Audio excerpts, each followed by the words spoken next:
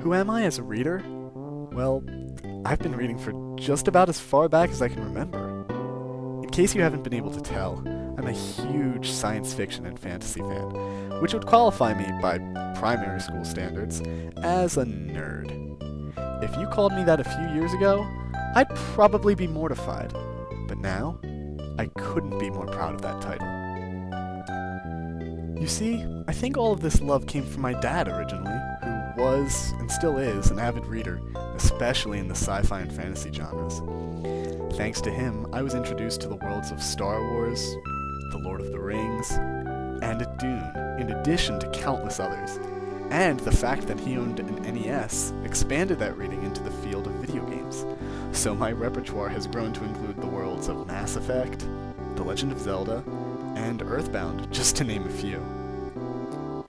Always being the nerdy underdog, these fantasy worlds let me live vicariously through the heroes, saving the day and making a difference in the world when such a thing seemed impossible.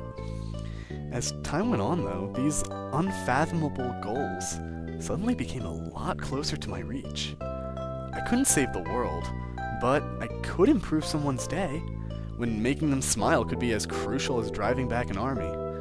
I couldn't fight the forces of evil, but I could tackle hardships by my friends' sides. And I couldn't live in a fantasy world of magic and monsters, but camping got me pretty damn close.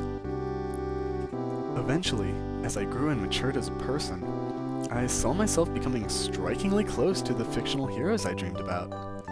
The stuff I read about had become a part of my life. Figuratively, of course. I'm fairly certain I'm still sane. And rather than feel shunned because of it, I had grown to fully embrace it. My past embarrassments and teasings had made me unsure about the future, but my friends and passions helped me to see me overcome them all.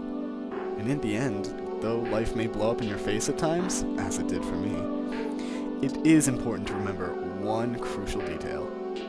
Cool guys never look back at explosions.